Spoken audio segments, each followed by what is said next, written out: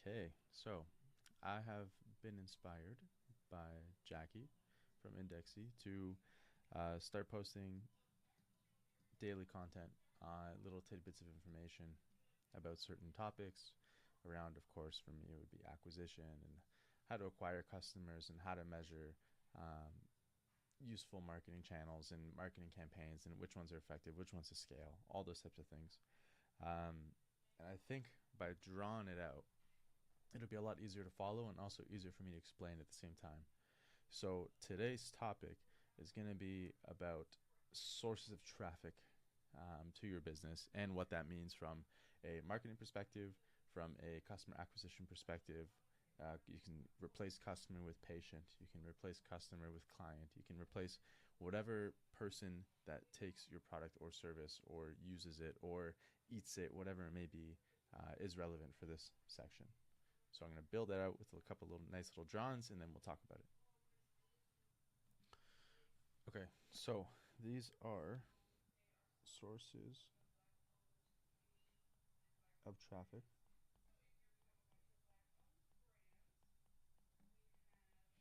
So some of these can be either organic or paid. So first one is Snapchat, second one is Instagram, third one is Facebook, fourth one is TikTok, fifth one is Google, so organic SEO or Google Ads. The second to last is basically word of mouth or referral, and then the last one is just X, which is Twitter. So each of these basically have multiple ways that they can provide you traffic.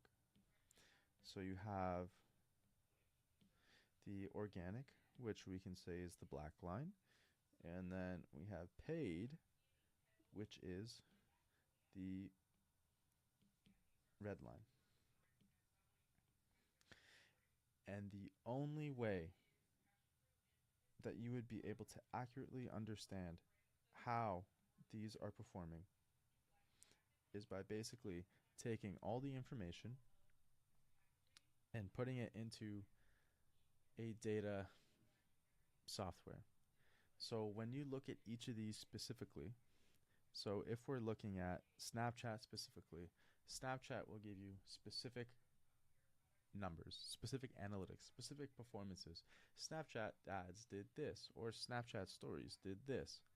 It will not tell you how Instagram, Facebook, TikTok, Google, referrals, inbound referrals, and Twitter did for you.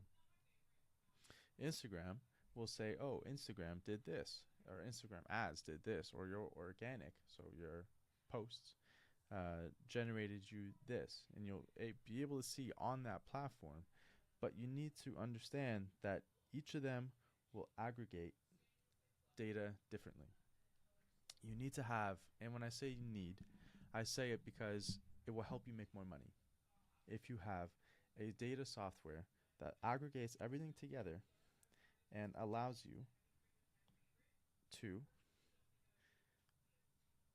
basically understand where people are coming from. So you'll have sources like this, and I'll just show you in 1 second how you can actually have it built out to understand where people are coming from.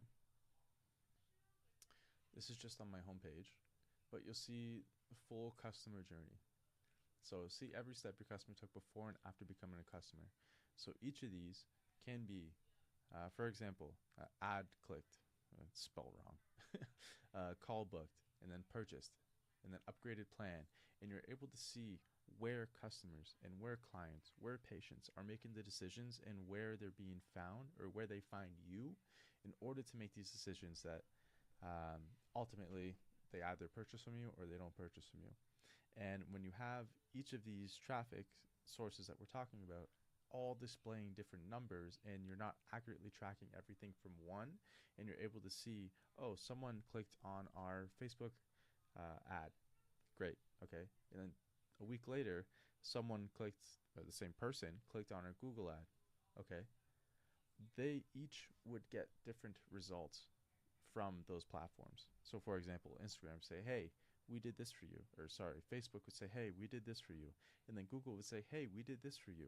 but you don't actually know unless we have a third party software to measure all of this, which one actually did what. You don't see it in the timeline. You don't see, oh, Facebook was the first click that they were brought in, and they saw us. And then, oh, Google did this at the end, and they actually purchased on that Google ad. So was it the Facebook ad originally that created enough intent, which I will explain about in a later day, to justify searching us up and then clicking on our ad and then purchasing whatever product, service, software we sell? It's very important. So, yeah, tidbit of the day is third-party software is very important if you are spending money on ads. If you're not spending money on ads, you do not need to do this because you're just not at that point yet.